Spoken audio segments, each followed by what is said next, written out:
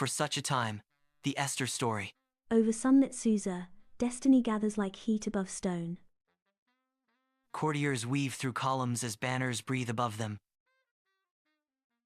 The lens drifts upward toward the palace heights, intent and steady. Within that glow sits the sovereign, rule carved into cedar and gold. Fate and timing converge as the city yields to a single will. In vine shade, counsel settles like cool water on warm stone. Discretion is named, heritage folded away like a precious seal. She weighs silence, eyes steady, courage ripening without display. A shawl is set right, intention settles where fear once murmured. Between them, patience takes root like a vine gripping stone. Gold breathes on cedar, wine softens laughter into swagger. A whisper bends the night, tilting power toward spectacle. Plans uncork, opulence imagined before it is poured. The chamber shifts, laughter, now orbiting a single intention. Feast at full burn, silver couches, wine like small rivers. A gesture slices the air, summon the queen to complete the spectacle. Music hangs, the room holding its breath for a queen's arrival. An attendant slips away, urgency tucked beneath practiced grace. At the edge of splendor, anticipation sharpens into silence. Bronze mirror, still flame dignity standing where cheers cannot reach. The queen's refusal takes shape first in the quiet of her eyes. A message arrives, urgency thinly veiled in courtly posture. Quiet steel answers, a refusal shaped like lifted breath. The maid retreats, bearing shock through folds of silk and shadow. Advisors quarrel under incense haze, as Xerxes sits rigid on the throne. A chief counselor urges banishment, warning disorder will spread. Xerxes' gaze hardens, the chamber stills beneath his authority. The decree is demanded, let Vashti be removed to preserve order. Xerxes seizes the seal and commits judgment in hot wax. Town criers proclaim the search as markets pause under hard Sunday. Couriers pin notices, perfumers wave fans to clear the spice haze. Words from India to Ethiopia ripple through onlookers like wind. Two tradesmen trade uneasy glances, worry creasing the market's rhythm. A mother clutches her child as the square absorbs the decree's sweep. Mordecai waits beneath the monumental gate, eyes searching the processions. A eunuch courier pauses, guarded words slip between them. The river of officials flows on.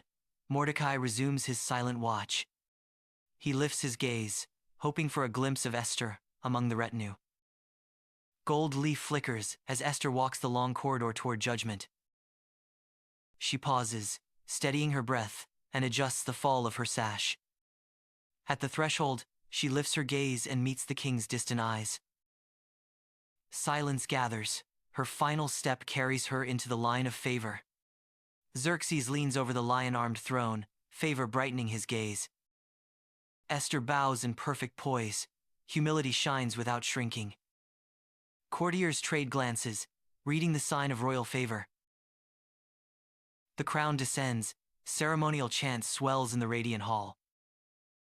Two guards whisper under an awning, unaware of listening ears.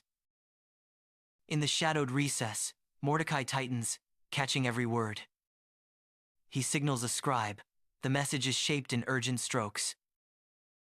A trusted attendant receives the warning, urgency flashes in her eyes. Esther speaks plainly, crediting Mordecai for exposing the plot. The signet descends, orders for justice engrave the warm air. A recorder inks the royal chronicles, binding memory to law. Esther's humility remains radiant as justice moves swiftly forward. Trumpets blare as Haman strides, the courtyard holding its breath. Bows sweep low, except for one man who remains unbent. Haman's smile hardens, resentment pools like a dark shadow. Unmoved, Mordecai stands anchored beneath the monumental gate. The courtyard exhales, glory and grievance divide like sun and shade. Night gathers as Haman paces beneath carved rafters, breath tight. Whispers feed the fire. Advisors urge an execution to settle pride. In the courtyard, a craftsman measures timber for a towering gallows. Haman gazes at the beam, picturing Mordecai brought low. Decision settles. The house seems to tilt toward a dark resolve. Sun pours over tablets as Haman approaches with careful courtesy. He speaks of a scattered people, cloaking malice in loyal phrases. Silver is offered. The bargain gleams like a trap in daylight. Distracted, Xerxes removes his signet, granting authority with a nod. A blank space waits. Ink and wax will soon fix a deadly decree. Heralds unfurl the decree as the square tightens with curiosity. Words carry. From India to Ethiopia, the decree binds the empire. Anxious glances trade between tradesmen. A mother pulls her child close. The decree is posted to stone. Red seals gleam like spilled fate. Hush spreads. The square absorbs a future written in ink and wax.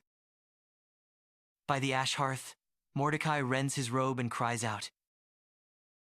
Ash crowns his head. Lament etches resolve into his features. A palace maid hurries with garments, imploring with her eyes. He refuses. A messenger arrives breathless for the details. With ragged voice, Mordecai dictates the plot for Esther to hear. Esther reads Mordecai's plea, hands trembling over the scroll. She explains the peril. Entering the inner court unsummoned is death. A loyal handmaiden listens, absorbing every word with sober care. Esther glances at the scepter carving, weighing life against duty. Steady now, she instructs the handmaiden to relay her resolve. Mordecai delivers his final message, eyes lifted toward the palace. Perhaps for such a time as this, his lips form a silent prayer. He sets the lamp near the message, the flame bending in a breeze. He breathes, steadies, and watches the palace lights kindle afar. Resolved, he dispatches the word, surrendering outcome to providence. In a narrow alcove, Esther commands a fast and kneels to pray. No bread, no wine, only whispered supplication through the hours. Attendants bow their heads, sharing in the queen's solemn fast. At last, Esther rises, a new steadiness firm in her gaze. She instructs a servant, "Tell Mordecai the third day will decide all."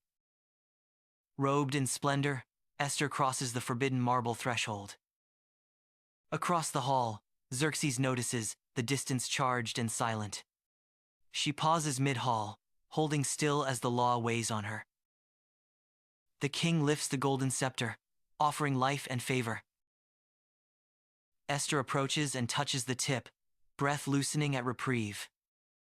Linen sways as Esther hosts Xerxes and Haman with composed warmth. Xerxes reclines, at ease, enjoying the rare quiet of favor. Haman basks in exclusivity, a smile betraying swelling pride. Esther pours and invites them to return tomorrow for her petition. Haman exchanges a self-satisfied glance, unaware of the trap. Sleepless, Xerxes summons the royal chronicles to be read. A clerk opens the volume, parchment crackles in the quiet. The record of Mordecai's rescue is read aloud to the king. What honor was given? Xerxes demands, tension sharpening. No reward realization hardens into purpose in the king's eyes. Haman enters to petition, but the king speaks first. What should be done for the man the king delights to honor? Haman imagines himself and describes robes and the king's horse. The king commands, bestow all this upon Mordecai the Jew. Haman bows to the decree, pride curdling into dread.